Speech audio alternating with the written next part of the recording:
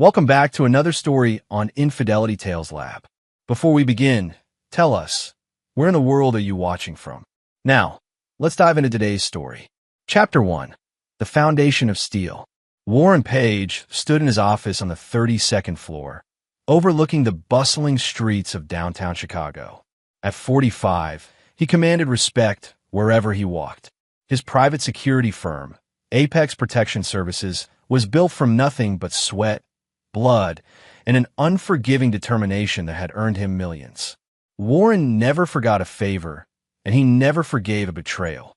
The scar running from his left temple to his jawline told stories of his time in Army Special Forces, where he'd learned that mercy was a luxury that got good men killed. Those lessons served him well in the civilian world, where corporate executives and politicians paid handsomely for his protection services and his silence. "Mr. Page, your wife called," his assistant announced through the intercom.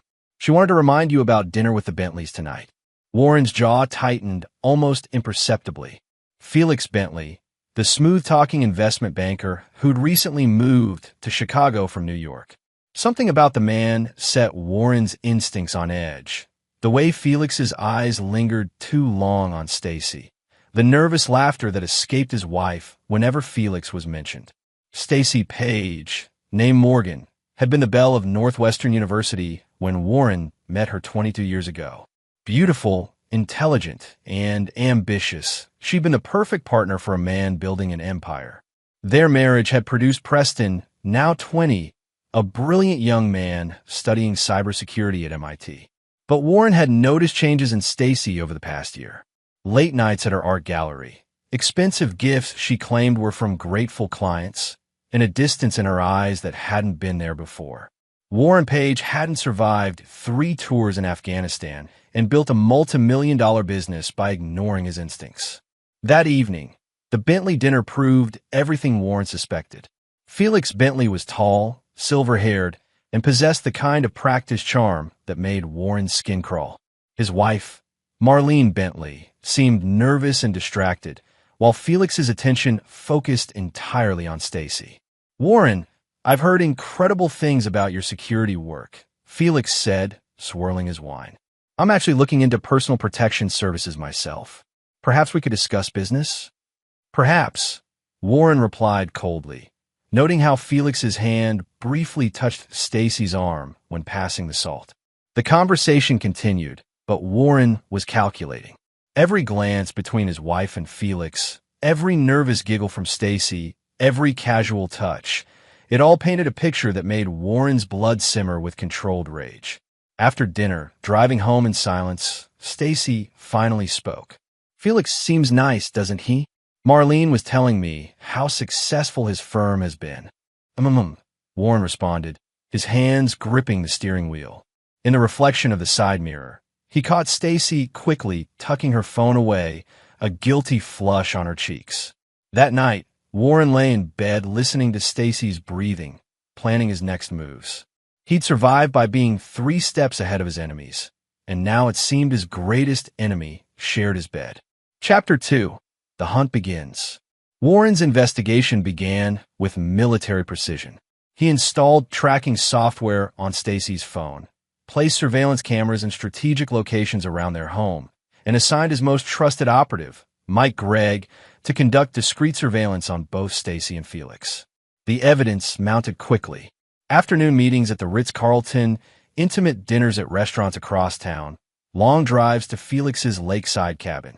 Warren watched the surveillance footage with the same detached professionalism he'd once used to identify enemy targets.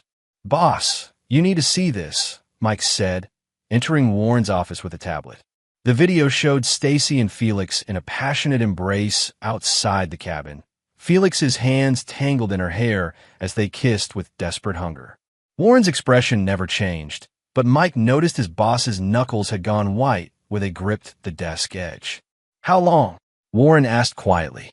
"Near as we can tell, about 8 months. Started right after Bentley moved to town." 8 months. Warren calculated the timeline. The expensive jewelry, the mysterious business trips, the cold distance in their bed. His wife had been playing him for 8 months. "There's more, boss." Bentley's got some interesting connections. The guy's not just a banker. Our contact at the bureau says there are whispers about money laundering, connections to some unsavory characters from his New York days. Warren nodded slowly. Felix Bentley wasn't just stealing his wife. He was a criminal. That changed the equation entirely. Keep watching them. I want to know everything. Where they go, what they discuss, who they meet. And Mike, start looking into Bentley's business partners. If he's dirty, I want to know how dirty. That evening, Warren sat in his study, a glass of bourbon untouched on his desk. His phone buzzed with a text from Preston. Dad, flying home this weekend. Got something important to discuss. Warren smiled grimly.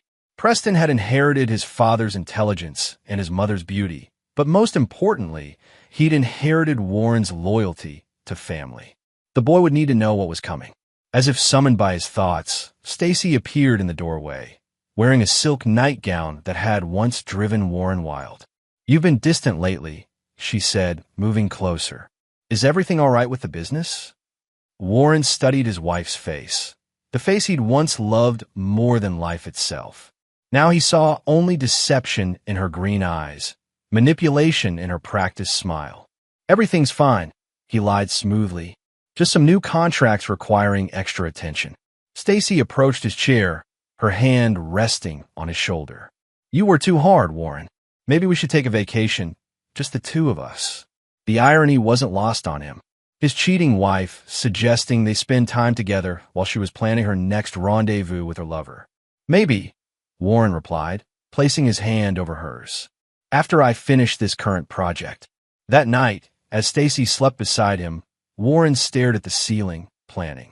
He'd built his empire on the principle that betrayal demanded consequences. Stacy and Felix had chosen their path. Now Warren would choose theirs. Chapter 3. The Perfect Storm. Preston Page returned home that Friday with news that would change everything. At 20, he possessed his father's strategic mind and an expertise in digital forensics that impressed even Warren's technical specialists. Dad, I need to show you something, Preston said, settling into Warren's study with his laptop. I've been monitoring some chatter online, call a hobby, and I stumbled across something interesting about Felix Bentley. Warren raised an eyebrow. Oh, the man's not just cheating with Mom, Preston said bluntly, causing Warren to stiffen. Yeah, I know about that. I've known for months. But there's more. Bentley's using his investment firm as a front for something much bigger. Preston's fingers flew across the keyboard, bringing up encrypted communications, financial records, and surveillance photos. He's running weapons to militia groups across the Midwest. High-grade military equipment, the kind that could level city blocks. Warren leaned forward, his soldier's instincts fully engaged. How do you know this? I hacked his personal server 3 weeks ago. Dad, he's planning something big. There's chatter about a Patriot demonstration that's supposed to wake up America. And the target? Preston's face paled. It's the federal building downtown. The same building where you have that big security contract. The implications hit Warren like a physical blow. Felix wasn't just stealing his wife. He was planning a terrorist attack that would frame Warren's security company. Hundreds of innocent people would die, and Warren would be the perfect scapegoat. The man whose company failed to protect the building. The man whose own wife could testify to his suspicious behavior. When? Warren demanded. Monday morning, during peak hours. Dad, there's more. I found communications between Bentley and someone using the alias Patriarch. The messages suggest they have someone inside your company, someone feeding them information about security protocols. Warren's mind raced. Monday was 3 days away. 3 days to prevent a massacre and expose the conspiracy that threatened everything he'd built. Preston, I need you to copy everything. Every file, every communication, every piece of evidence. And son, Warren's voice carried the weight of 20 years of marriage. Your mother is involved. I don't know how deep, but she's part of this. Preston's jaw tightened, a mirror of his father's expression. What do we do? Warren stood, moving to the window that overlooked his domain. We do what pages have always done. We fight back, and we make them pay for their betrayal. That weekend, Warren played the perfect husband. He took Stacy to dinner, held her hand during a movie, and made love to her with a passion that seemed to surprise her, all while knowing that in 48 hours, her world would collapse around her. Sunday night, as Stacy slept peacefully beside him, Warren received a text from Mike. Bentley just left his apartment with 3 large duffel bags. He's heading toward the federal building. Warren smiled coldly in the darkness. Let Felix make his moves. Warren Page had survived Afghanistan, built an empire, and crushed every enemy who dared challenge him. A cheating wife and her terrorist lover were about to learn why Warren Page never forgave and never forgot. The hunt was about to become a war. Chapter 4. The Trap Closes. Monday morning arrived with deceptive normalcy. Warren kissed Stacy goodbye, noting the nervous energy that seemed to radiate from her skin. She'd barely slept, her phone buzzing with messages throughout the night. Big day at the gallery? Warren asked casually. Yes, a new exhibit opening. I might be late tonight, she replied, avoiding his eyes. Warren smiled. Take all the time you need. At Apex Protection Services, Warren gathered his core team in the conference room. Mike Gregg, Glenn Buckley from Technical Surveillance, and Warren's operations manager, Julius Maldonado. These men had followed Warren through hell in Afghanistan and would follow him through whatever came next. Gentlemen, we have a situation, Warren began, activating the room's counter-surveillance systems. In approximately 4 hours, Felix Bentley will attempt to detonate explosives in the federal building. Our security protocols have been compromised by someone in this organization. The room erupted in controlled chaos as his team processed the information. Warren continued calmly. Preston has identified the mole, Randall Robles, in technical services. He's been feeding information to Bentley for the past 6 months. Glenn's face darkened. Randall? I trained that kid myself.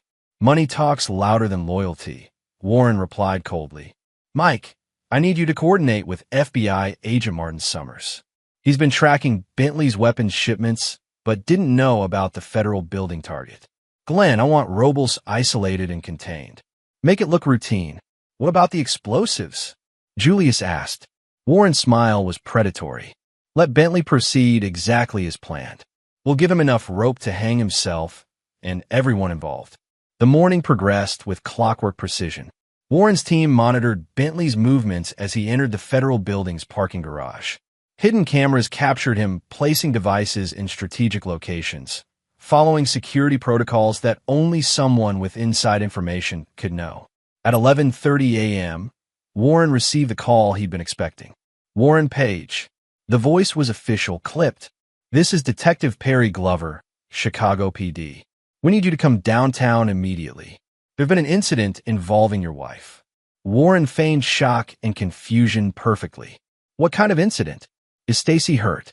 Sir, your wife has been arrested in connection with a terrorist plot. You need to come in for questioning. Warren's plan was unfolding exactly as designed. He'd fed false information through Randall Robles, information that led Bentley to believe the FBI was closing in. In his panic, Bentley had contacted Stacy, instructing her to retrieve evidence from a safety deposit box.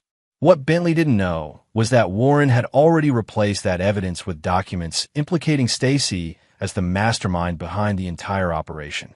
At the police station, Warren played the shocked, betrayed husband to perfection.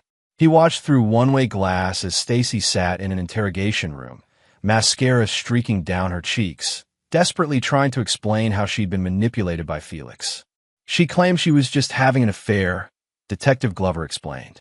Says Bentley convinced her to provide information about your security company for some kind of business deal. She insists she didn't know about any bombing plot. Warren's expression remained carefully controlled. Detective, my wife has access to every aspect of my business. If someone wanted inside information about federal security protocols, she could provide it. The beauty of Warren's trap was its simplicity. He'd allowed the affair to continue, gathering evidence while feeding disinformation through Randall Robles. When the FBI finally moved against Bentley, they found Stacy's fingerprints on documents, her voice on recordings discussing security vulnerabilities, and financial records showing large cash deposits to her personal account. Felix Bentley, cornered in his lakeside cabin by federal agents, made his final mistake. He tried to implicate Warren, claiming the security executive was the real mastermind. But Warren's alibi was ironclad. He'd been in his office, surrounded by witnesses, during every crucial meeting and transaction. "Your husband provided the intelligence that broke this case," Agent Summers told Warren privately. "Without his cooperation, we never would have uncovered the full extent of the conspiracy." Warren nodded gravely. "I just want justice for the innocent people who could have been killed." As evening fell, Warren stood in his empty house, bourbon in hand, contemplating the wreckage of his marriage. Stacy and Felix were in federal custody, facing terrorism charges that carried the death penalty. Randall Robles had been arrested as a co-conspirator. The federal building bombing had been prevented, and Warren Page was being hailed as a patriotic hero. But this was only the beginning. Warren's true revenge was yet to come.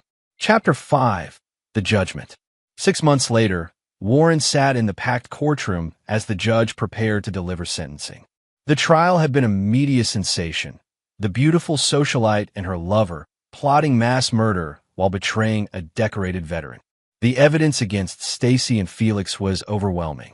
Prosecutors painted a picture of a cold, calculating woman who had seduced an unstable man into an increasingly dangerous scheme. Phone records showed Stacy initiating many of their conspiratorial conversations. Financial records revealed she'd received over $200,000 in cash payments. Most damning of all were the recordings Preston had helped Warren manufacture. Conversations where Stacy appeared to be the driving force behind the plot. In a matter of the people versus Stacy Page and Felix Bentley, the judge began, his voice echoing through the silent courtroom. "The charges are terrorism, conspiracy, attempted mass murder, and treason against the United States. This court has rarely seen such a calculated disregard for human life." Warren watched Stacy's face as the judge continued. She looked older, broken, nothing like the confident woman who'd once ruled Chicago's social scene. Beside her, Felix appeared hollow-eyed and defeated. "Stacy Page, this court sentences you to death by lethal injection." The courtroom erupted. Stacy collapsed, her attorney catching her before she hit the floor. Warren's expression never changed, but internally, he felt a cold satisfaction. Justice was being served, even if the court didn't understand the true nature of Stacy's crimes. "Felix Bentley, this court sentences you to death by lethal injection." Felix turned to look directly at Warren, his eyes filled with hatred and realization. He understood now. They'd been outplayed from the beginning. Warren met his gaze steadily, his message clear. This is what happens to those who betray Warren Page. As the defendants were led away, Warren felt a hand on his shoulder. His father, Samuel Page, had attended every day of the trial, supporting his son through the public humiliation of Stacy's betrayal. "Justice is done, son," Samuel said quietly. Warren nodded, but his mind was already moving to the next phase. The legal system had delivered its verdict, but Warren's personal justice was far from complete. That evening, Warren and Preston sat in the study, sharing a drink in silence. Finally, Preston spoke. "Dad, there's something I need to tell you. Something about the evidence we used against Mom." Warren raised an eyebrow. "Go on. Some of those recordings, the ones where she seems to be planning the attack. I may have used some advanced audio manipulation to enhance certain statements. Made it sound like she was saying things she never actually said." Warren studied his son carefully. "Are you having second thoughts about what we did?" Preston's jaw set firmly. "No, she betrayed our family. She was planning to destroy everything you built. But I wanted you to know that we didn't just reveal the truth. We created some of it." Warren smiled proudly. "Preston, your mother chose her path when she decided to betray this family. We simply ensured that justice was served.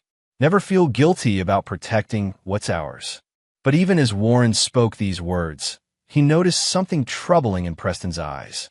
His son was questioning their methods, showing a weakness that Warren couldn't tolerate. The boy was developing a conscience that could become dangerous. 3 days later, Warren received the call that would change everything. "Dad, I can't live with this anymore." Preston said over the phone, his voice shaky. I'm going to the FBI. I'm going to tell them what we really did. Warren's blood turned to ice. Preston, think very carefully about what you're saying. Mom was a cheater, Dad, but she wasn't a terrorist. Felix was planning something, but not what we made it look like. We destroyed innocent people.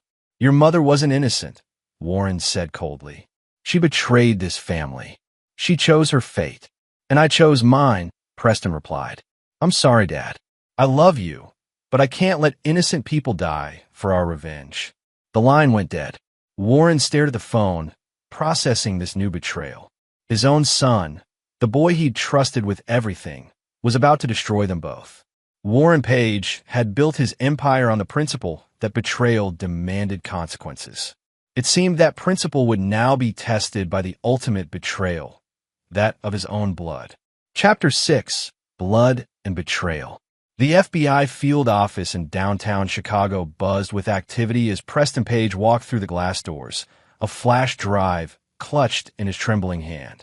The young man's face was pale but determined as he approached the reception desk. I need to speak with Agent Martin Summers, Preston said. It's about the Stacy Page terrorism case.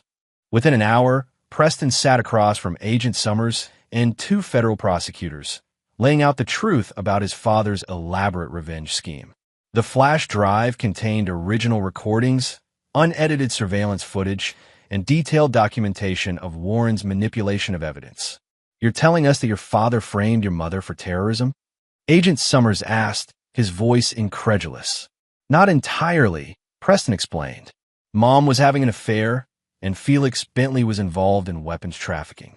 But the bombing plot, the specific targeting of the federal building, that was manufactured by my father.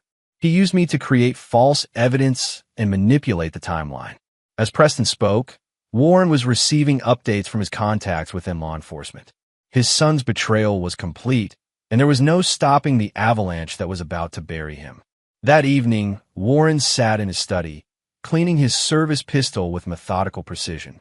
The weapon had saved his life countless times in Afghanistan, and now it might serve one final purpose. The front door burst open as federal agents stormed his house, weapons drawn. Warren Page, you're under arrest for conspiracy, obstruction of justice, and first-degree murder in the death of Randall Robles. Warren's hands never moved from his lap as agents surrounded him. He'd known this moment would come from the instant Preston had called. The boy had inherited Stacy's weakness, after all. Where's my son? Warren asked calmly. In federal custody. For his own protection, Agent Summers replied. Your boy's been receiving death threats since word got out about his cooperation. Warren smiled coldly. I'm sure he has. At the federal courthouse, Warren's arraignment drew massive media attention. The war hero turned security mogul, exposed as a vengeful manipulator who destroyed his own family in pursuit of revenge. The evidence against Warren was overwhelming, but so was the evidence that Stacy and Felix weren't entirely innocent. The case became a legal nightmare, with prosecutors struggling to untangle the web of truth and lies that Warren had woven. During the trial, Warren's father, Samuel Page, took the stand as a character witness. The 70-year-old man spoke passionately about his son's service to his country, his dedication to his business, and the devastating betrayal he'd suffered at Stacy's hands. But then prosecutor Allison Herman presented evidence that changed everything. Mr. Samuel Page, she began, were you aware that your son had been planning his revenge against his wife for over a year before any terrorist plot was discovered? Samuel's face went white. I don't understand. Your son hired private investigators to follow his wife in January 2023. He knew about the affair months before Felix Bentley made any contact with militia groups. This wasn't about preventing terrorism, Mr. Page. This was about revenge, pure and simple. The revelation hit Samuel like a physical blow. His son hadn't been protecting national security. He'd been methodically destroying his wife out of wounded pride and rage. That night, Samuel Page visited his son in federal detention. Warren, tell me the truth, Samuel demanded. Did you frame that woman? Warren looked at his father with the same cold expression he'd worn throughout the trial. Stacy betrayed this family, Dad. She chose her fate. She was having an affair, not planning mass murder. She gave sensitive information to a criminal. She could have gotten innocent people killed. Samuel stared at his son, this stranger who wore Warren's face but spoke with a monster's voice. You destroyed her life over an affair. You sent an innocent woman to death row. Warren's eyes never wavered. I sent a traitor to justice. Samuel Page walked out of that detention center a broken man, finally understanding the monster his son had become. The boy who'd once collected stray dogs and protected smaller kids from bullies had grown into something unrecognizable. 2 days later, Samuel Page made the most difficult decision of his life. He contacted the prosecution and offered to testify against his son. Warren's trial became a media circus, with Samuel's testimony serving as the emotional climax. The old man broke down on the stand as he described watching his son transform from protector to predator. He did it in front of me. It was horrible, Samuel sobbed, his words echoing through the packed courtroom. The father who'd once been proud of his son's strength was now horrified by his cruelty. When the verdict came down, Warren showed no emotion. Guilty on all counts. The judge's words seemed to come from a great distance. Warren Page, this court sentences you to death by lethal injection. As they led Warren away in shackles, he caught sight of Preston in the gallery. His son's face was streaked with tears, his young features twisted with guilt and grief. Preston approached the barrier as Warren passed, pressing a folded note into his father's shackled hands. In his cell that night, Warren opened the note with steady fingers. Dad, I know the real truth. I'll fix everything. Warren smiled grimly. His son had finally learned the most important lesson Warren could teach. In the Page family, betrayal always demanded consequences, even when that betrayal came from within. 3 days later, Preston Page made national news in a way that would change everything. Chapter 7, The Son's Gambit. The headline blazed across every major news network. Preston Page suicide attempt reveals massive government conspiracy. Warren watched the coverage from his death row cell, his expression unreadable as reporters detailed how his son had been found unconscious in his FBI safe house, surrounded by dozens of classified documents and a signed confession that would shake the federal justice system to its core. Preston's suicide note was actually a detailed manifesto exposing what he claimed was a deep state conspiracy involving corrupt FBI agents, federal prosecutors, and Warren himself. According to Preston's carefully crafted narrative, Warren had been a government asset for years, using his security company to conduct illegal surveillance operations against American citizens. The documents Preston had leaked before his attempt painted a picture of a massive cover-up. Warren's alleged cooperation with the FBI wasn't patriotic assistance. It was participation in a decades-long domestic spying program. The Stacy Page case wasn't about terrorism. It was about silencing whistleblowers who discovered government overreach. Sources close to the investigation report that Preston Page remains in critical condition. The news anchor continued. But the documents he released contain explosive allegations about FBI misconduct, including evidence that Warren Page's conviction may have been orchestrated to protect high-ranking government officials. Warren's cell door clanged open, and Agent Summers entered with a tablet in hand. Your boy's quite the chess player, Summers said grimly. Do you want to tell me how he managed to access classified files from a secure location?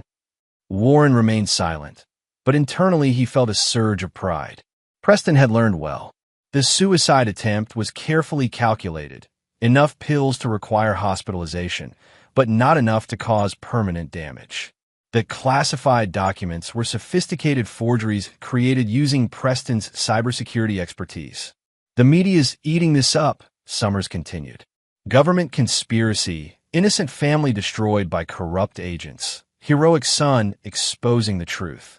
Your execution's been stayed pending investigation. Warren finally spoke. My son's always been brilliant. Over the following weeks, Preston's revelations gained momentum. Civil liberties groups demanded investigations. Congressional committees opened hearings. The FBI found itself defending against accusations of corruption and misconduct. Preston, recovering in a secure medical facility, granted carefully orchestrated interviews to sympathetic journalists. He portrayed himself as a young man torn between love for his father and loyalty to the truth. "My dad wasn't a terrorist," Preston told a primetime interviewer, his voice still weak from his ordeal. "He was a patriot who got too deep into something he couldn't control. When he tried to get out, they destroyed our family to keep him quiet." The interviewer leaned forward. "Are you saying the government framed your mother?" Preston's eyes filled with tears. "My mother discovered documents in my father's home office. Documents about illegal surveillance operations. She was going to expose everything. They had to silence her. It was a masterful performance," Warren realized. Preston was creating a new narrative that painted the Page family as victims rather than perpetrators. The boy had inherited his father's strategic mind and his mother's talent for manipulation. Meanwhile, Warren's legal team, led by high-profile defense attorney Roberto Lancaster, filed motion after motion, challenging his conviction. They argued that Warren had been coerced into confessing by federal agents who threatened his son's safety. "My client was told that if he didn't cooperate, his son would face terrorism charges," Lancaster told reporters. Warren Page sacrificed himself to protect his child, not realizing he was being manipulated by corrupt government officials. The legal strategy was brilliant in its simplicity. Every piece of evidence that had convicted Warren could be reframed as government manipulation. His detailed knowledge of the plot? He'd been briefed by his FBI handlers. His manipulation of evidence? He'd been following orders to entrap civilian targets. But Warren's true masterstroke came through a source no one suspected: his father, Samuel Page. The old man had been devastated by his testimony against Warren, consumed by guilt over betraying his son. When Preston contacted him from the hospital, claiming to have discovered the real truth, Samuel became the perfect, unwitting accomplice. "Grandpa, they used you," Preston explained during a tearful bedside conversation. "They fed you lies about Dad, made you believe he was a monster. But I found proof that Dad was working undercover for the government. Mom discovered it and was going to expose them." Samuel, desperate to undo his betrayal of Warren, began speaking to reporters about pressure he'd received from federal agents before his testimony. He claimed prosecutors had threatened to investigate his business dealings if he didn't cooperate against his son. The media narrative shifted completely. Warren Page transformed from vengeful husband to patriotic hero, sacrificed by a government desperate to protect its secrets. 6 months after Preston's suicide attempt, Warren walked out of federal prison a free man. All charges had been dropped pending a congressional investigation that would likely drag on for years. Standing on the courthouse steps, Warren faced a forest of cameras and microphones. He looked older, grayer, but his eyes held the same cold intelligence that had made him dangerous. "I want to thank everyone who fought for the truth," Warren said, his voice carrying perfectly to the back of the crowd. "My family has been through hell, but we've survived because we never stopped fighting for justice." A reporter shouted a question. "Mr. Page, do you plan to seek compensation for your wrongful imprisonment?" Warren's smile was predatory. "I plan to seek many things. Justice has many forms." That evening, Warren sat in his rebuilt study, sharing a drink with Preston, who had recovered from his psychological trauma with remarkable speed. "Brilliant work, son," Warren said quietly. "You learned the most important lesson I could teach." Preston nodded. "That revenge is a dish best served cold?" "No," Warren replied. "That the Page family never forgives and we never forget. Stacy and Felix are still on death row, their appeals failing. Agent Summers has been transferred to a desk job in Montana. Your grandfather's business has suffered from the scandal, and he'll spend his remaining years knowing he betrayed his own son." Preston frowned. "But Grandpa was trying to help us at the end." Warren's expression hardened. "He testified against me when it mattered. He chose his side." Warren took a sip of bourbon. "Betrayal demands consequences, Preston, even from family." The young man nodded slowly, understanding dawning in his eyes. Warren Page's revenge wasn't complete, it was eternal. Everyone who had crossed him would pay, eventually, in ways they couldn't anticipate or escape. Outside, Chicago glittered in the darkness, unaware that one of its most dangerous predators had returned to hunt. Chapter 8: The Web Titans. 2 years after his release, Warren Page had rebuilt his empire stronger than ever. Apex Protection Services had expanded internationally, with contracts in 3 countries and a reputation for absolute discretion. The government conspiracy narrative had transformed Warren from criminal to folk hero, a man who'd been persecuted for refusing to betray American values. But Warren's true work happened in the shadows, where he methodically destroyed everyone who had betrayed him. Agent Martin Summers had indeed been transferred to Montana, where he now investigated cattle, rustling, and bar fights. His career was effectively over, his reputation tainted by the Page conspiracy. But Warren wasn't satisfied with professional humiliation. Through a network of contacts, Warren learned that Summers had a 17-year-old daughter, Cecilia Summers, who'd been accepted to Northwestern University on a full scholarship. Warren made a single phone call, and suddenly Cecilia's scholarship disappeared due to administrative errors that could never quite be resolved. Martin Summers would spend his final working years struggling to pay for his daughter's education, never knowing that Warren Page had reached across 800 miles to destroy his child's future as payment for past betrayals. Felix Bentley remained on death row, his appeals systematically failing due to legal technicalities that Warren's team of attorneys ensured were never properly addressed. Felix would die knowing that Warren Page had orchestrated his destruction with surgical precision. But Stacy presented a more complex challenge. She'd been transferred to a women's maximum security facility in California, where she awaited execution for crimes Warren knew she hadn't committed, at least not to the degree the courts believed. Warren's plan for Stacy was more sophisticated than simple legal manipulation. He wanted her to understand, completely and finally, the consequences of betraying Warren Page. Through prison contacts, guards, and inmates who owed favors to Warren's associates, Stacy began receiving gifts. Photographs of the life she'd lost. Warren at charity galas with beautiful women, Preston graduating magna cum laude from MIT, the Page family estate being renovated and expanded. The psychological torture was exquisite. Every image reminded Stacy of the world she'd forfeited for an affair with a man who'd never truly loved her. But Warren's masterpiece was the letters. They arrived weekly, written in Preston's handwriting but containing Warren's words. The letters described Preston's success, his engagement to his senator's daughter, his bright future. They spoke of family gatherings where Stacy's name was never mentioned, of holidays she would never see, of grandchildren she would never hold. Mom, one letter read, "I've forgiven you for the choices you made, but I can't forget them. Dad has taught me that some betrayals are unforgivable. You chose Felix over our family, and now you'll live with that choice forever." Stacy's mental health deteriorated rapidly. Prison psychiatrists reported severe depression, panic attacks, and signs of psychological breakdown. She'd lost weight, stopped maintaining her appearance, and rarely spoke to other inmates. Meanwhile, Warren's attention turned to his father, Samuel Page. The old man had tried to make amends after Warren's release, offering to turn over his construction business to his son.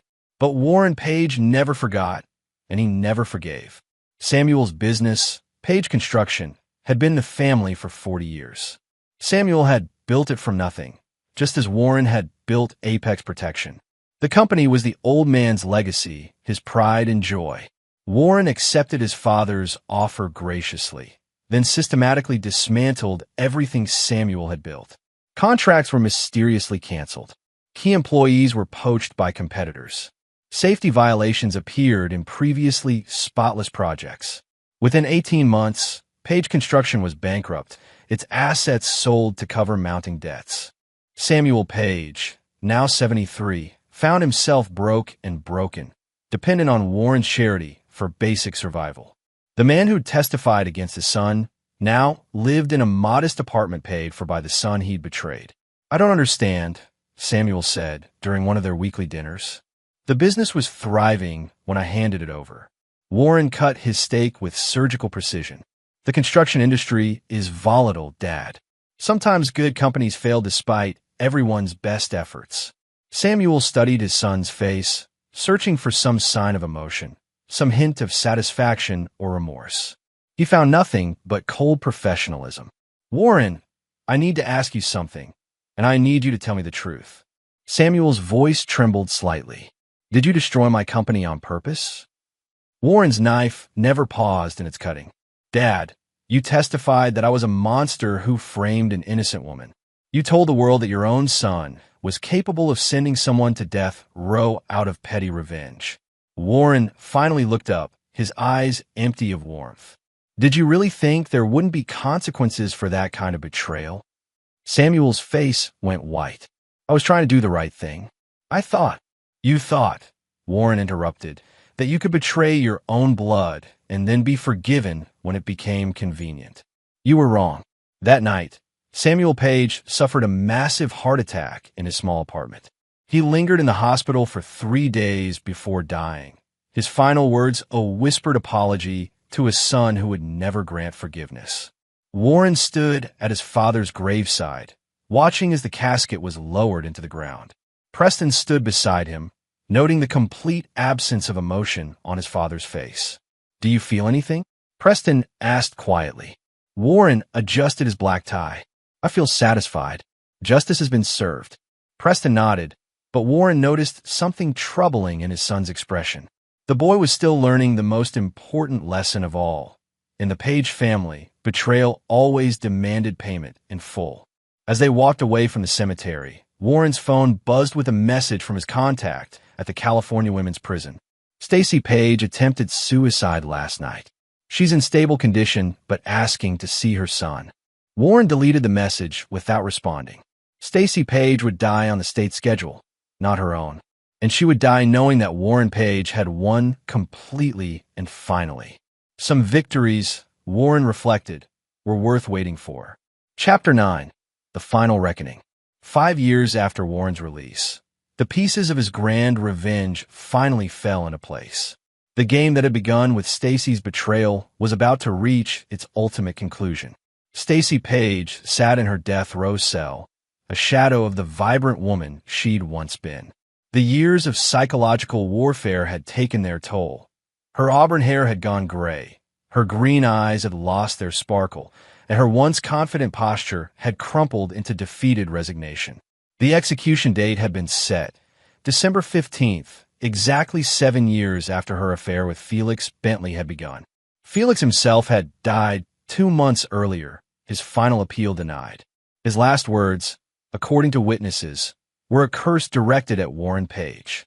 Warren had raised a toast in Felix's honor that night, celebrating the completion of one thread in his web of revenge.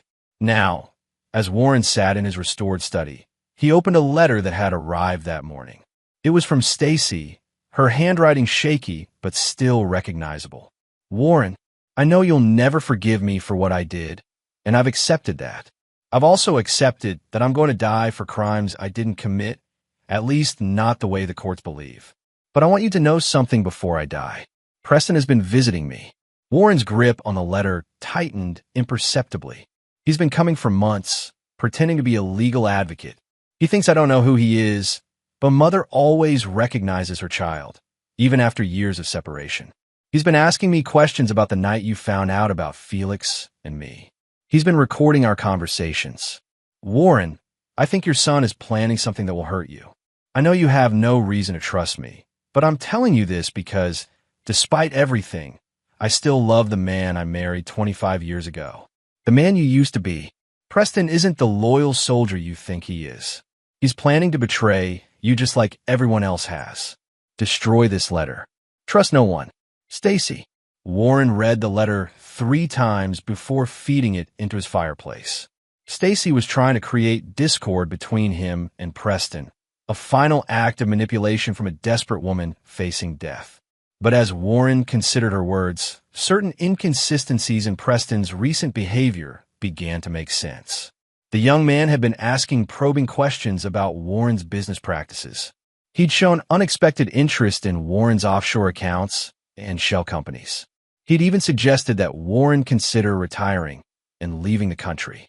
That evening, Warren activated surveillance systems he'd installed throughout his own home, systems that Preston didn't know existed. If his son was planning betrayal, Warren would be ready. The recordings Warren captured over the following weeks painted a damning picture.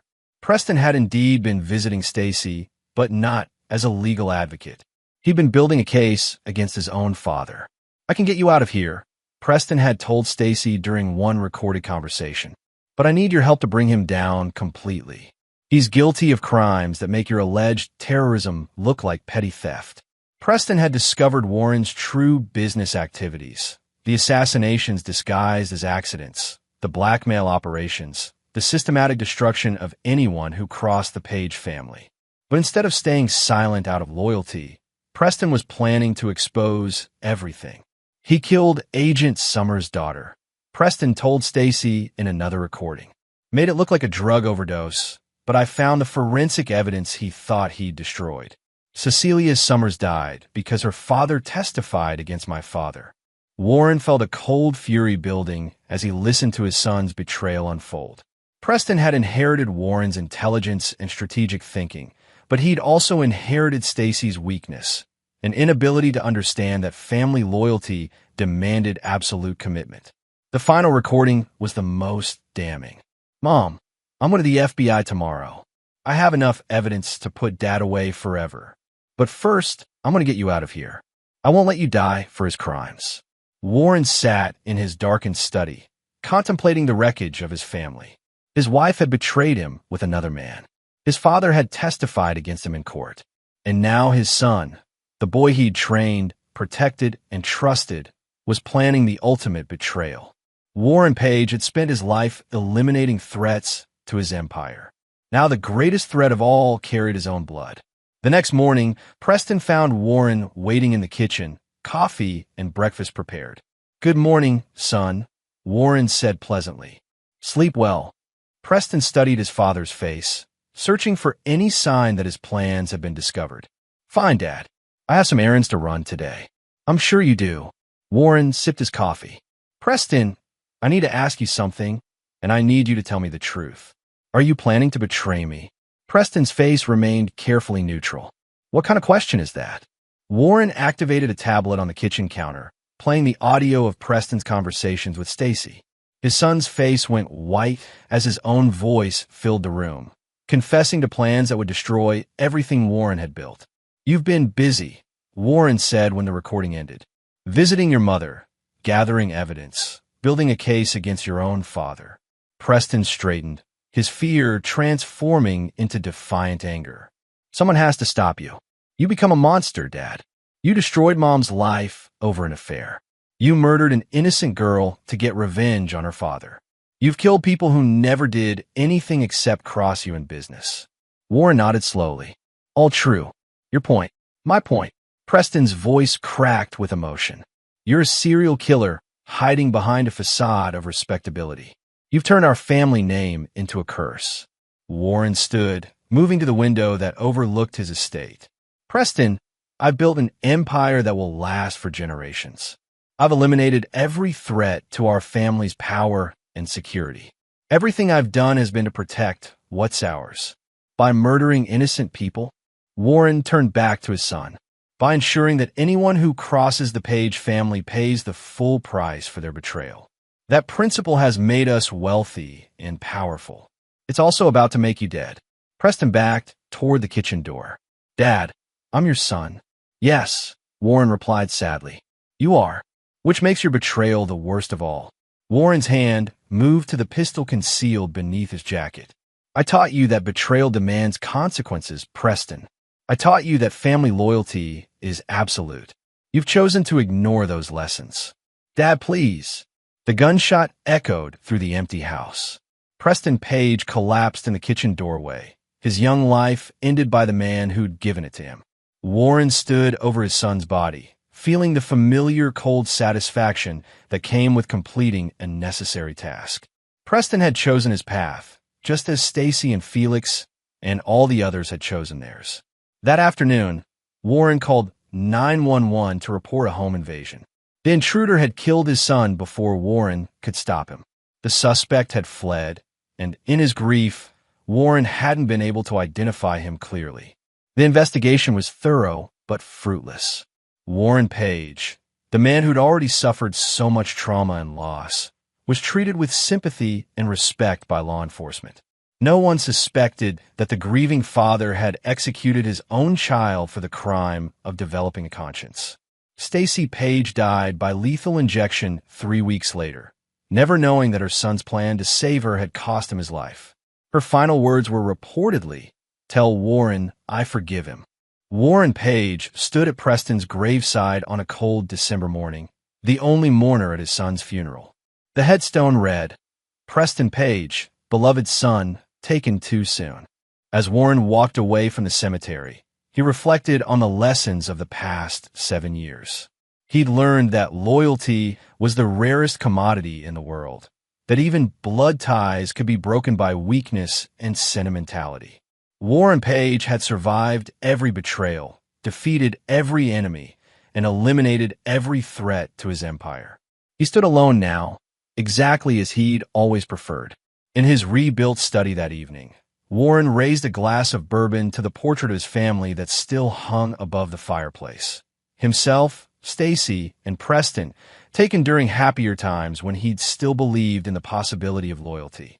To the Page family, Warren said aloud, and to the lesson that betrayal always demands payment in full. Outside, Chicago glittered in the darkness, unaware that one of its most dangerous predators had just completed his masterpiece of revenge. Warren Page had proven that he never forgave and never forgot. And now, for the first time in his life, he was completely and utterly alone, exactly as he'd always deserved to be. Warren Page had won everything and lost everything. But in his cold, calculating mind, that was simply the price of absolute power. The game was over. Warren Page had emerged victorious. But victory, he realized as he sat in his empty mansion, was the loneliest achievement of all. And there you have it. Another story comes to an end. What did you think? I'd love to hear your thoughts in the comments below. If you enjoy this story, consider joining our community by subscribing. It means the world to us. For more stories like this one, check out the recommended videos on screen. And I'll see you there. Welcome back to another story on Infidelity Tales Lab. Before we begin, tell us, where in the world are you watching from? Now, let's dive into today's story. Chapter 1. The Foundation of Success. Brandon Walsh stood on the 42nd floor of his Manhattan office, gazing down at the city that had made him rich beyond his wildest dreams. At 45, he commanded an empire built from nothing, a network of luxury hotels across the East Coast that had transformed him from a small-town construction worker into one of New York's most formidable businessmen. The scar running along his left forearm served as a permanent reminder of his humble beginnings. 20 years ago, he'd been laying concrete foundations in brutal summer heat, dreaming of something greater. Now, his calloused hands signed contracts worth millions, and his steel-gray eyes had earned him a reputation as a man who never forgot a favor or a slight. "Mr. Walsh," his assistant's voice crackled through the intercom. "Mrs. Walsh is here to see you." Brandon's jaw tightened almost imperceptibly. Crystal rarely visited his office unless she wanted something expensive. Their marriage had become a carefully choreographed dance of mutual tolerance, sustained by his wealth and her stunning beauty. She'd been a cocktail waitress at his first hotel when they met, blonde, ambitious, and 22 to his 32. Now, at 37, she maintained her appearance with the dedication of a professional athlete, though the warmth in her blue eyes had long since faded. Crystal glided into his office wearing a designer dress that cost more than most people's monthly salary. Her smile was perfect, practiced, and as cold as winter morning. "Darling," she purred, kissing his cheek with lips that felt like ice. "I have wonderful news. Amber finally found the perfect house." Their 20-year-old daughter had been house hunting for months, supposedly preparing for her independence after college. Brandon had indulged this search, hoping it might mature her beyond the spoiled princess Crystal had raised her to be. "Where?" Brandon asked, settling behind his mahogany desk. "The Hamptons. It's absolutely perfect. 6 bedrooms, oceanfront, with a private beach. The seller is motivated, but they want cash. 7 million. Brandon studied his wife's face, noting the barely contained excitement she tried to mask as maternal concern. Something felt wrong. Amber had never shown interest in property investment before, preferring shopping sprees and social media to substantive pursuits. That's quite a leap from starter home to Hampton's estate, he said carefully. Crystal's laugh tinkled like broken glass. Our daughter deserves the best. Besides, it's an investment. Property values there only go up.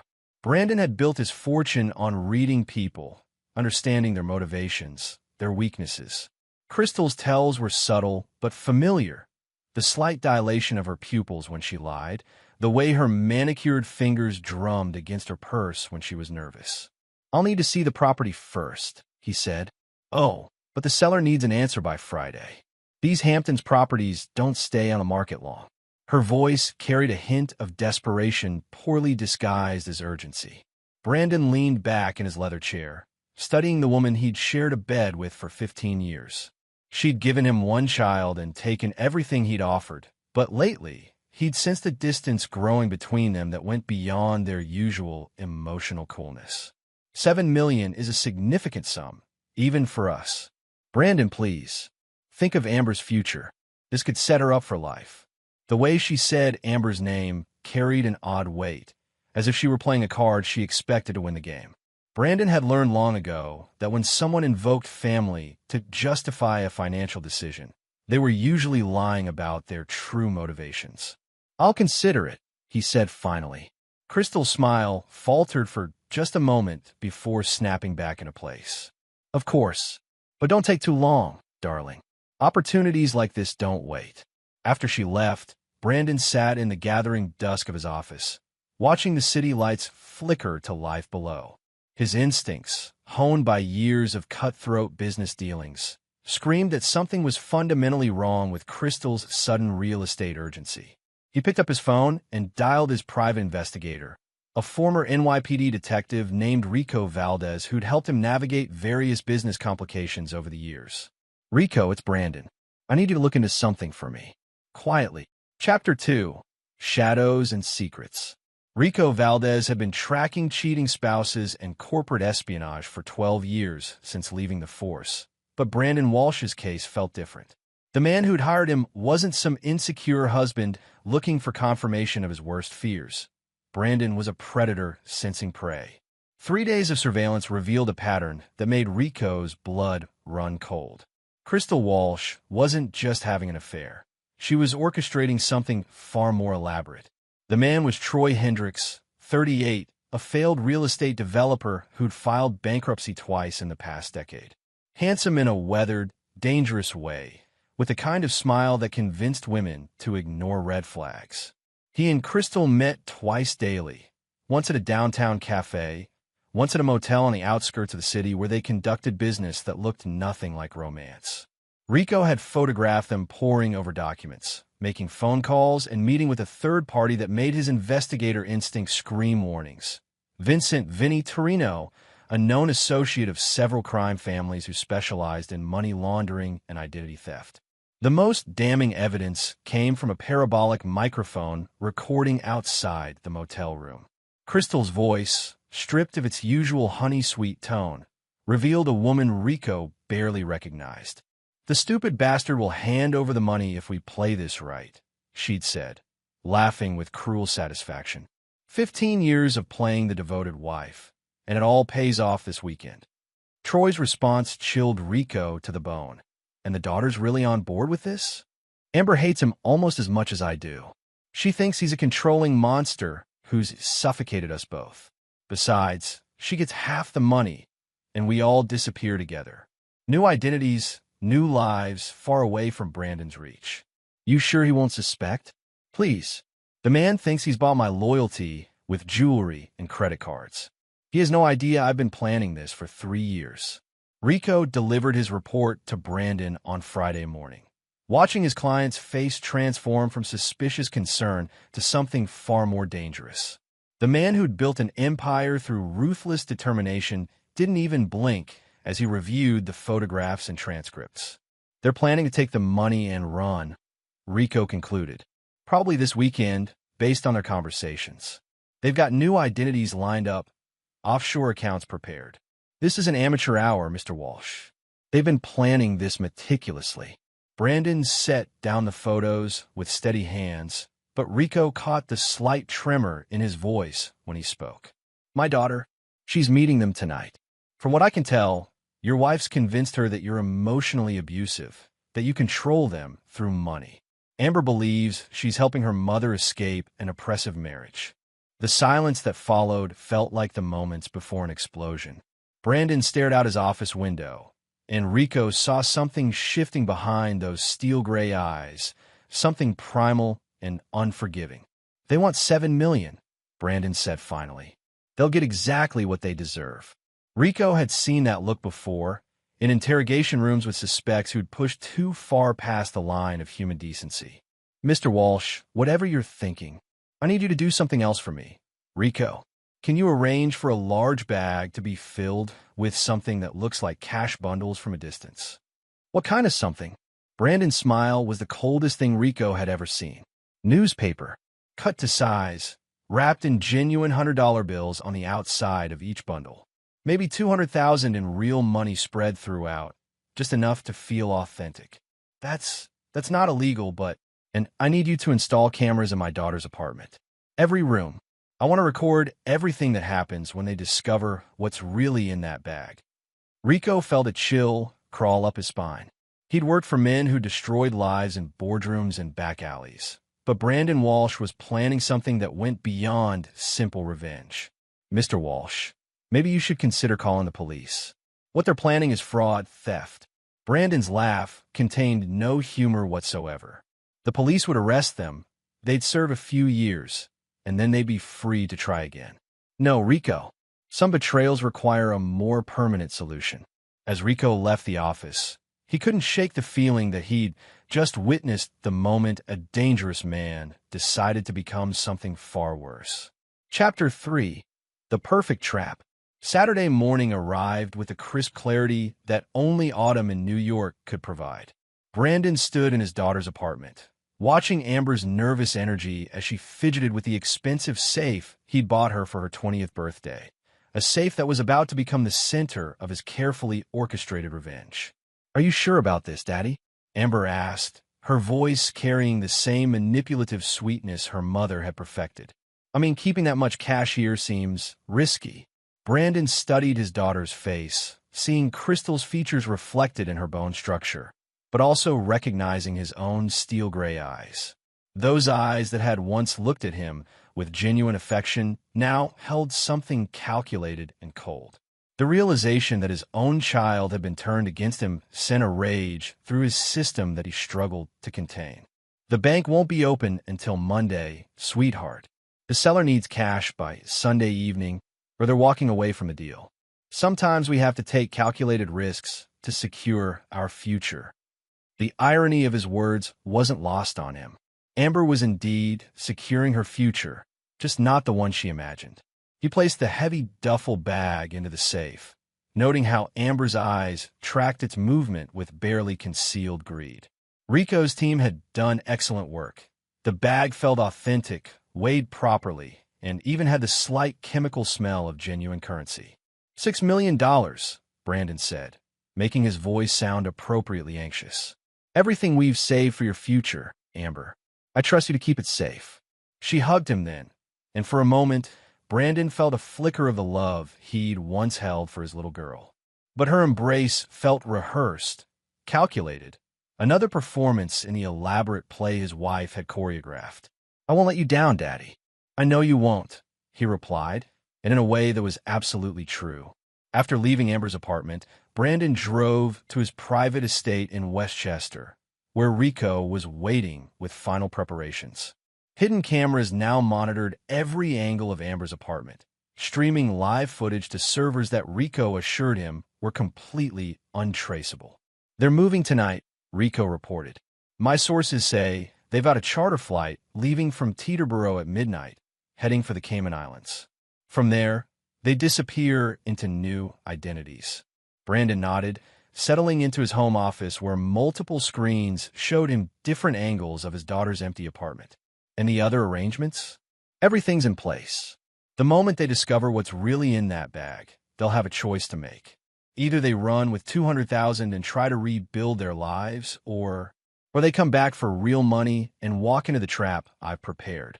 Rico shifted uncomfortably. Mr. Walsh, I have to ask, how far are you planning to take this? Brandon's smile was razor-sharp, far enough to ensure they never betray anyone again. As evening fell, the camera showed Crystal arriving at Amber's apartment with Troy in tow. Brandon watched his wife's performance with detached fascination as she hugged their daughter and spoke in animated whispers about their impending freedom. Troy looked exactly like the kind of man who convinced wealthy women to abandon their marriages. Charming, confident, and radiating the dangerous appeal of someone unbound by conventional morality. He was also, according to Rico's research, a man with significant gambling debts and connections to people who collected those debts with extreme prejudice. Mom, are you sure about this? Amber's voice came through the hidden microphones clearly. I mean, Daddy's been good to us. Good to us. Crystal's laugh was bitter and sharp. Sweetheart, your father is a controlling monster who's kept us trapped in a golden cage for 15 years. Tonight, we finally get our freedom. Brandon watched Troy nod encouragingly, his arms sliding around Crystal's waist with possessive familiarity. The casual intimacy of their body language suggested their affair had been going on for far longer than Rico's 3-day surveillance had revealed. Besides, Crystal continued, we're not stealing anything. I've earned this money through 15 years of playing the perfect wife to a man who treats me like an expensive accessory. The words hit Brandon like physical blows, not because they hurt, but because they revealed the depth of his wife's self-deception. She genuinely believed she was entitled to his life's work because she'd managed to maintain her beauty and smile at dinner parties. At 11:30 p.m., they made their move. Brandon watched through the cameras as they opened the safe with shaking hands, removed the heavy duffel bag, and hurried toward the waiting car that would take them to their charter flight. In exactly 12 hours, they would discover the truth about what they'd stolen. And then, Brandon's real revenge would begin. Chapter 4. The Discovery. The luxury suite in Georgetown, Cayman Islands, cost $8,000 per night, but Troy Hendricks felt like a king as he carried the duffel bag across the marble floor. Crystal sprawled across the king-size bed in a silk negligee, while Amber stood by the floor-to-ceiling windows, gazing out at the turquoise Caribbean waters. I can't believe we actually did it, Amber whispered, her voice filled with exhilarated disbelief. I keep expecting Daddy to burst through the door. Crystal's laugh was intoxicating with freedom. Your father has no idea where we are, sweetheart. By the time he realizes we're gone, we'll have new names, new lives, and enough money to disappear forever. Troy set the bag on a marble coffee table with ceremonial reverence. $6 million. Split 3 ways, that's $2 million each, enough to live like royalty for the rest of our lives. The moment felt sacred, triumphant. They'd escaped Brandon Walsh's control, outsmarted one of New York's most ruthless businessmen, and claimed their prize. Crystal's hands trembled slightly as she reached for the zipper. To our new lives, she said, pulling the zipper back to reveal newspaper. Bundles and bundles of newspaper, cut to the exact size of currency and wrapped with genuine $100 bills on the outside.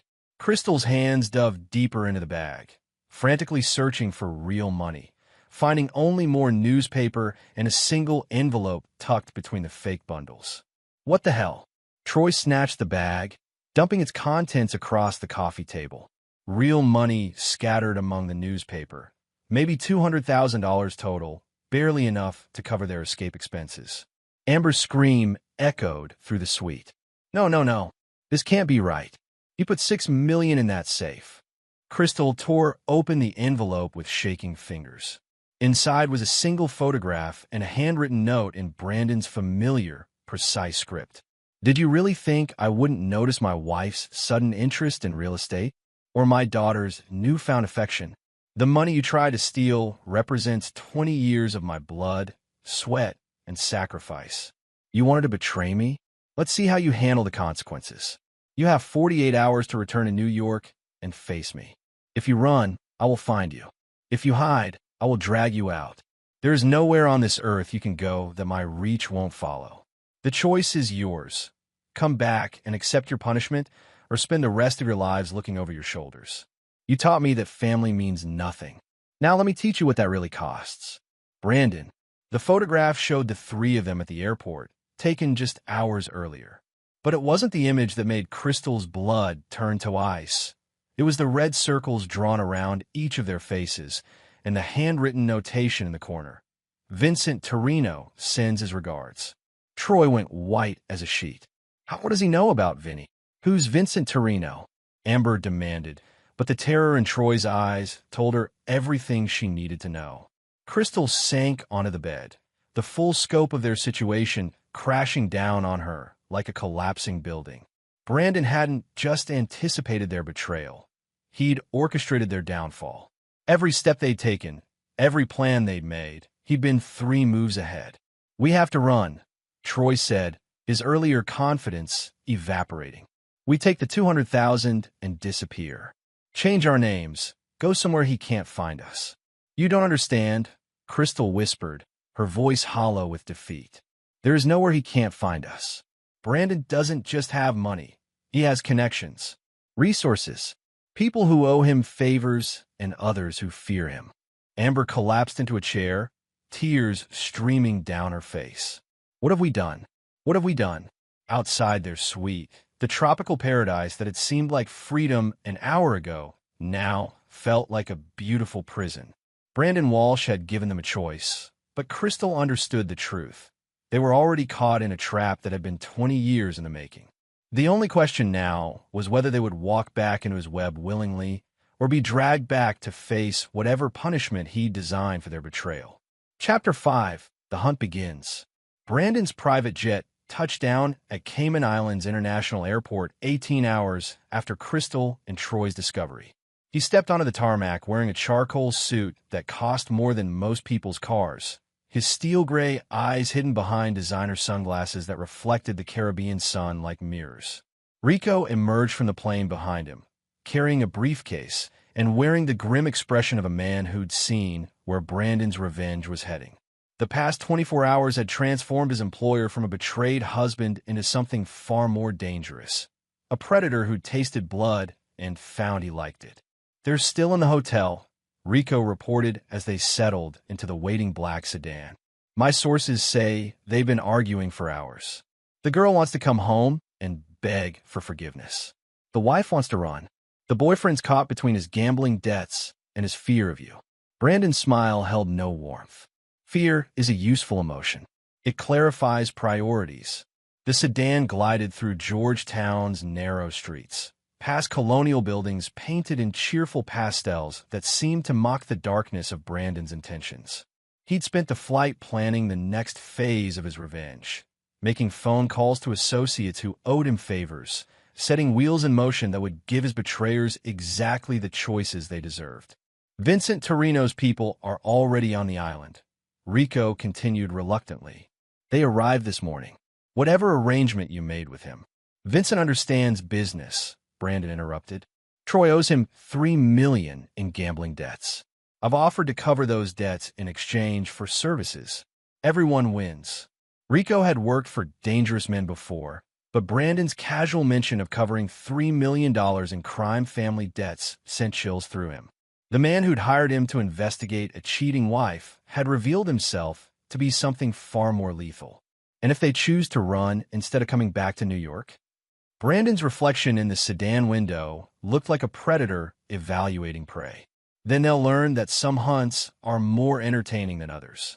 At the hotel, Vincent Torino's men had taken positions throughout the building, not to harm Crystal, Troy, and Amber, but to ensure they understood the scope of their situation. Every exit was watched, every escape route monitored. The luxury suite that had felt like paradise yesterday now served as an elegant prison. Brandon entered the hotel lobby like a conquering emperor returning to claim his territory. The staff, alerted to his arrival by generous advance payments, treated him with the reverence reserved for men who could buy and sell their establishment without checking their bank balance. He settled into the penthouse suite directly above the room where his wife, daughter, and their accomplice were trapped, then sent a simple message through the hotel's internal phone system. Room service is on its way. 30 minutes later, a hotel attendant knocked on Crystal's door with a silver cart carrying their lunch, but instead of food, the covered dishes contained photographs. Pictures of Vincent Torino's men positioned throughout the hotel. Images of Troy's mounting gambling debts and the brutal methods used to collect them. Documentation of Amber's credit cards being canceled, her trust fund frozen, her entire financial existence erased with a few phone calls. And at the bottom of the cart, a single bottle of champagne with another note. Congratulations on your new freedom. Since you're no longer my family, you're no longer under my protection. Vincent's men are very interested in collecting Troy's debts. The Cayman authorities have been informed that your passports were reported stolen. And as of this morning, every asset connected to the Walsh name has been legally transferred to charitable foundations. You wanted independence? You have it. Every comfort you've enjoyed, every security you've taken for granted, every safety net that protected you, gone. You have until sunset to decide. Come upstairs and discuss terms for your return to New York, or find out how the world treats people who have nothing and no one to protect them. The choice is still yours. For now, B. Crystal read the note 3 times before the full implication sank in. Brandon hadn't just anticipated their betrayal. He'd used it as an excuse to strip away every comfort, every protection, every advantage their marriage had provided. They weren't just financially ruined. They were completely vulnerable. He's upstairs, Amber whispered, pointing toward the ceiling. He's right above us. Troy paced the suite like a caged animal, his earlier confidence replaced by the desperate energy of a man realizing he'd underestimated his opponent. We could still run, take the money we have, and go where? Crystal's voice carried the hollow tone of someone watching their world collapse. He's right. We have nothing without him. No money, no protection, no future. Outside their window, the Caribbean sunset painted the sky in brilliant oranges and purples, marking the deadline Brandon had set. In a few hours, they would have to choose: surrender to his mercy or discover exactly how merciless the world could be to people who'd lost everything. The hunt was just beginning. Chapter 6: The Terms of Surrender. As the Caribbean sun sank toward the horizon, painting the hotel suite in shades of gold and crimson, Crystal Walsh faced a choice that would define the rest of her life. Troy sat slumped in a chair by the window, his face ashen with the realization that Vincent Torino's men weren't just watching, they were waiting. Amber curled on the bed, sobbing into a pillow that cost more than most people's monthly rent. The phone rang at exactly sunset. Mrs. Walsh. The voice belonged to a hotel concierge, speaking with the practiced neutrality of someone paid to deliver uncomfortable messages. Mr. Walsh requests your presence in the penthouse suite. All 3 of you. Immediately. Crystal's hand shook as she hung up the phone. For 15 years, she'd played the role of devoted wife while secretly planning her escape. Now, faced with the consequences of her betrayal, she realized how thoroughly she'd underestimated the man she'd married. We have to go, she whispered. Troy's laugh held the edge of hysteria. Go up there? Are you insane? He'll kill us. If we don't go up there, Vincent's men will do worse than kill us. At least with Brandon, we know what we're dealing with. They rode the elevator to the penthouse in silence, each lost in their own private terror. When the doors opened, they found Brandon standing on the suite's private balcony, his silhouette framed against the darkening Caribbean sky. He didn't turn around when they entered. Close the door behind you, he said, his voice carrying the same calm authority he used in business meetings. Sit down. We have things to discuss. The penthouse suite was 3 times the size of their room, with panoramic windows and furnishings that spoke of wealth beyond imagination. But what made Crystal's blood freeze was the man sitting in the corner. Vincent Torino, whose reputation for violence was legendary even among New York's criminal elite. Vincent, Brandon said without turning around, I believe you know Mr. Hendricks. Troy went white as paper. Mr. Torino, I can explain. Nothing to explain, Vincent replied in a voice like gravel. You owe money. You got caught stealing money. Math is simple. Brandon finally turned to face them, and Crystal saw something in his eyes that made her want to run screaming from the room. This wasn't the man she'd married, or even the ruthless businessman who'd built his empire through calculated aggression. This was something far more dangerous, a predator who'd been betrayed by his own pack. Sit, he repeated. They obeyed like trained animals. 15 years, Brandon began, his voice conversational. 15 years of marriage, Crystal. 15 years of providing you with everything you could want. A beautiful home, financial security, social status, respect. And this is how you repay me. Brandon, please, Crystal started. I'm not finished. His voice cut through her words like a blade. And you, Amber. 20 years of love, protection, education, opportunity. I've given you every advantage life can offer. This is your gratitude. Amber's sobbing intensified, but Brandon showed no mercy. Here's what's going to happen, he continued. Crystal, you're going to sign divorce papers that leave you with nothing. No alimony, no property settlement, no claims to any asset connected to my name. You'll walk away with exactly what you brought to this marriage. Nothing. Crystal opened her mouth to protest, but Brandon held up a hand. Amber, your trust fund is gone. Your credit cards are canceled. Your college tuition stops immediately. If you want to finish your education, you'll work for it like everyone else. Daddy, please. I'm not your daddy anymore. Family doesn't betray family. Since you've chosen not to be my family, you no longer get the benefits of that relationship. Troy found his voice, desperation making him brave. And me, Brandon smiled, and Vincent chuckled darkly from the corner. You, Troy, have $3 million in gambling debts. Vincent's been very patient, but patience has limits. However, I made him an offer. I'll cover your debts, all of them, in exchange for your services. What kind of services? The kind that ensure Crystal and Amber understand the permanent nature of consequences. You wanted to steal from me? Fine. Now you work for me. Indefinitely. The trap's final jaw was closing, and Crystal could see their complete destruction mapped out before them. Brandon hadn't just anticipated their betrayal. He'd used it to design a punishment more brutal than anything legal justice could provide. You can't do this, Crystal whispered. Brandon's laugh was the coldest sound she'd ever heard. I can do whatever I want. You taught me that love is worthless, that family is meaningless, that loyalty can be bought and sold. Congratulations, you've created a monster. Outside the penthouse windows, the Caribbean night had fallen completely, and with it, any hope of escape. Brandon Walsh had given them their choices, and now they would live with the consequences forever. Chapter 7. The Price of Betrayal. 6 months later, Crystal Walsh, now Crystal Henderson, having been forced to take her maiden name, stood in the cramped kitchen of a studio apartment in Queens, staring at a stack of bills she couldn't pay. The manicured hands that had once worn $20,000 jewelry now bore calluses from her job at a discount clothing store, where she earned in a week what she used to spend on a single lunch. The divorce had been swift and merciless. Brandon's lawyers, armed with evidence of her adultery and theft attempt, had destroyed her in court. The judge, clearly influenced by Brandon's reputation and connections, had granted him everything while leaving her with nothing, not even the right to use his name.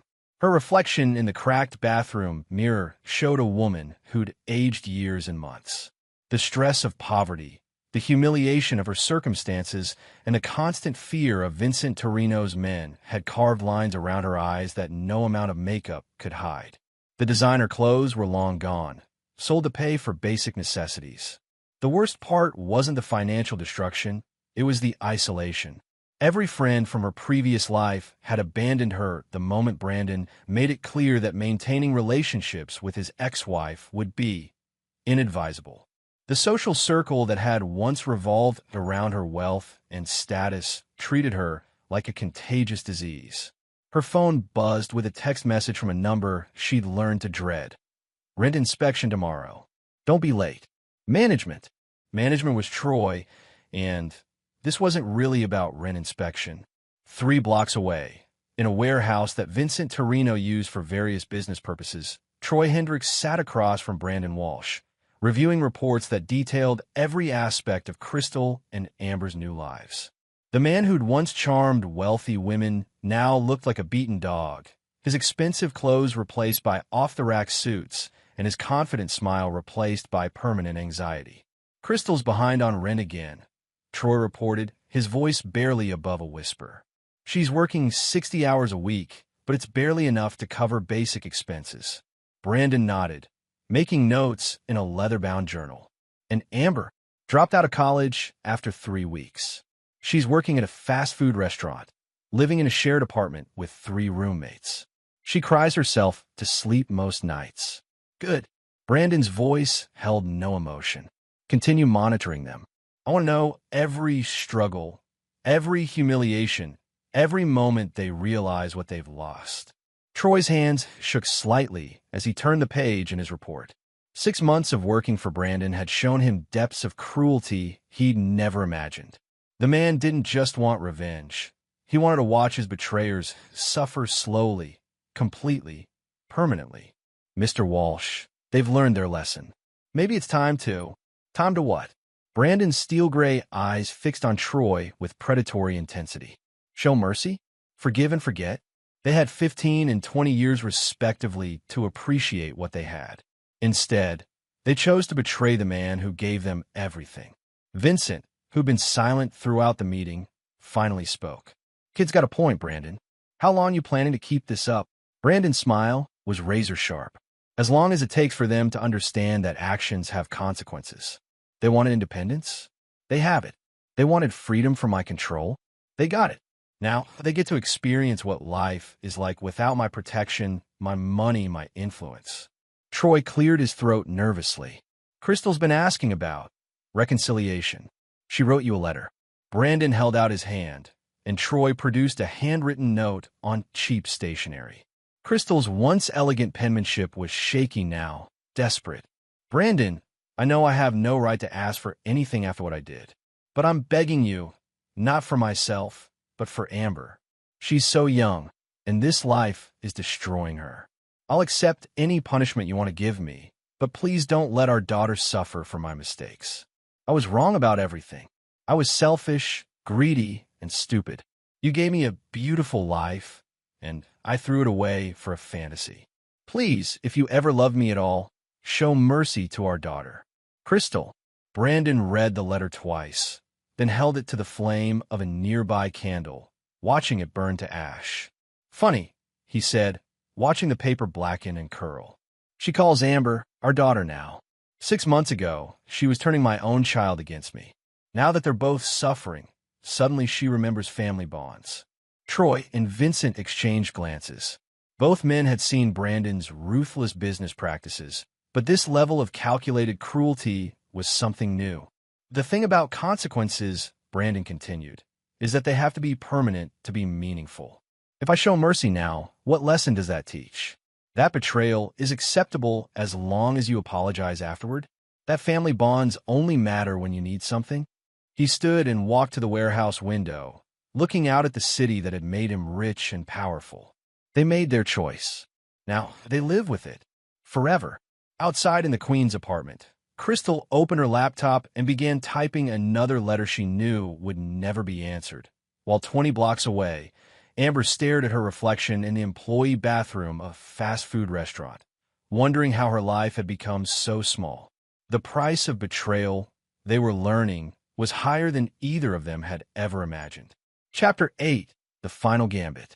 1 year after their failed betrayal, Amber Walsh, now calling herself Amber Henderson to avoid the shame associated with her father's name, sat in a 24-hour laundromat in Queens, watching their single load of clothes tumble in the ancient machine. Her mother dozed fitfully in a plastic chair, exhaustion etched into every line of her once beautiful face. The past 12 months had stripped away every comfort, every security, every assumption about how the world worked. They'd learned that poverty wasn't just about lacking money.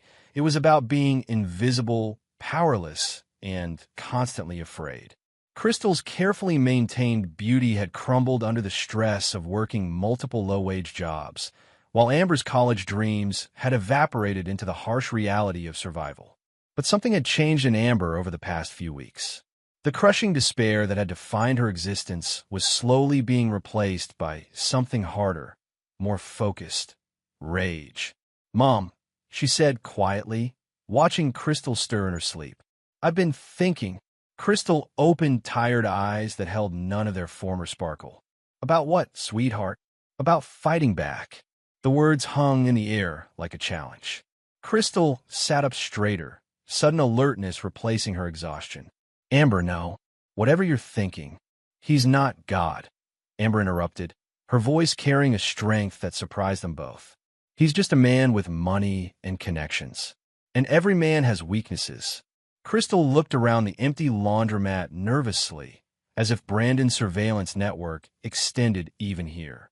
Over the past year, they'd learned that privacy was another luxury they could no longer afford. "Troy's monthly inspection, he destroyed us completely," Crystal whispered. "We have nothing left to fight with." "We have the truth," Amber said. "And we have something he doesn't expect: the willingness to lose everything because we already have."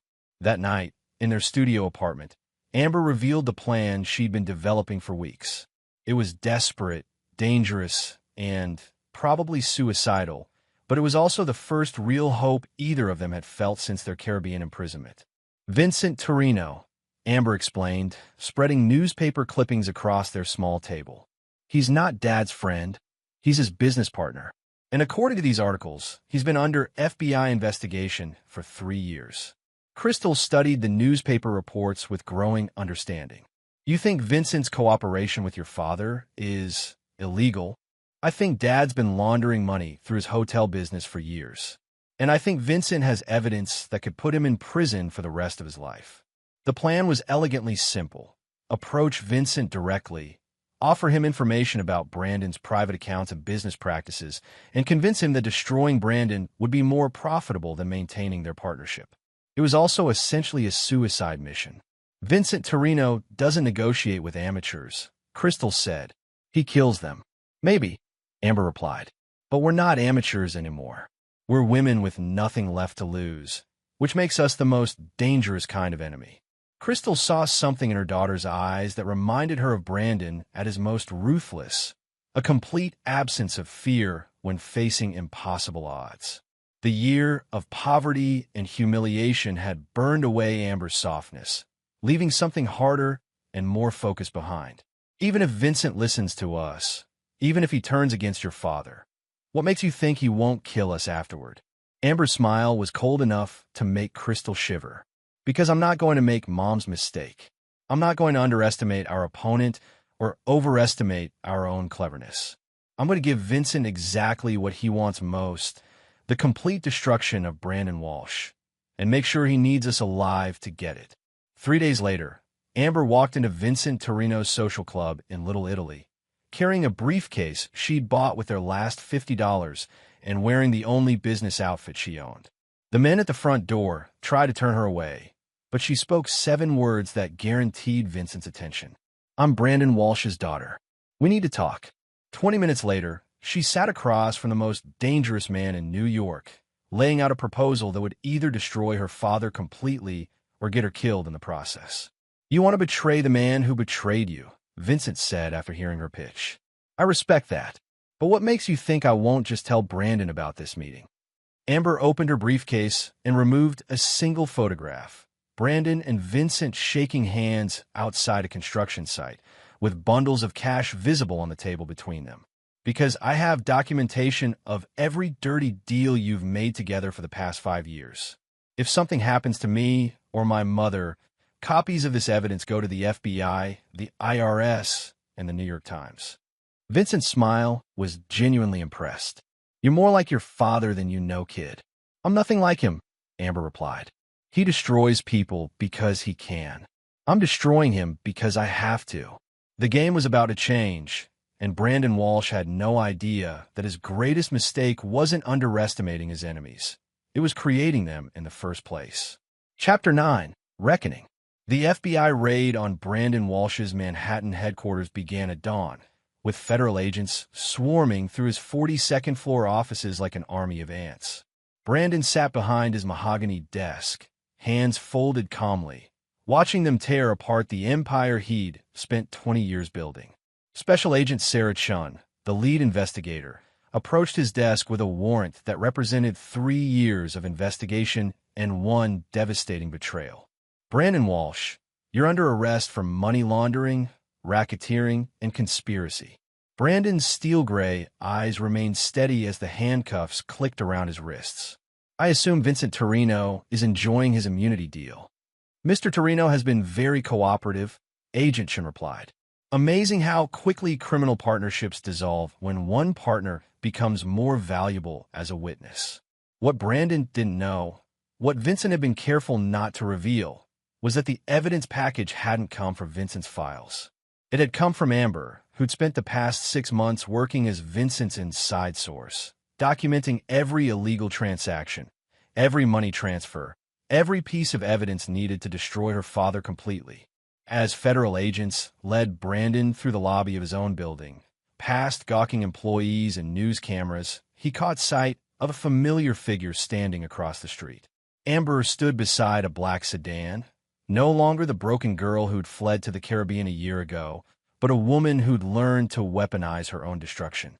Their eyes met through the lobby's floor-to-ceiling windows, and for the first time in over a year, Brandon Walsh felt something approaching respect for his daughter. She'd done what he'd never believed possible. She'd outplayed him. 6 hours later, in federal lockup, Brandon received his first and only visitor. Crystal sat across from him in the visiting room, looking healthier than she had in months. The stress lines around her eyes had softened, and she wore clothes that fit properly for the first time since their divorce. Vincent's taking care of us, she said without preamble.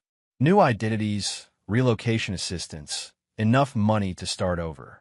Turns out, cooperating with federal investigations pays better than stealing from husbands.